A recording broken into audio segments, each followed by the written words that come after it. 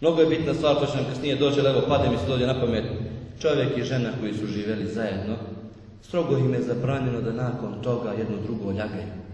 Da nakon braka žena ide i crnim glasom raznosi, znači govori o svom čovjeku, ili da čovjek ponižava i omalovažava i raznosi ružne stvari o ženi sa kojom je bio u braku. Treba to da se prikrije, treba svako to da zaboravi, jer svako će od njih kasnije tražiti drugog supružnika i pokuša da nastavi svoj život. Jer nekad dvije duše, možda su one, vjerujte ljudi, možda su one dobre obe, ali Allah subhanahu wa ta'ala ne da da se one nekako spoje i ne može da se rodi ljubav među njima. Drugi čovjek i druga žena, znači ako bi se udala druga žena s tog čovjeka, mnogo bi lijepo živjela sa njim. Ili da neko drugi uzme ovu ženu, mnogo lijepo živi sa njom. I kažu, nikad problema nismo s ovom ženom.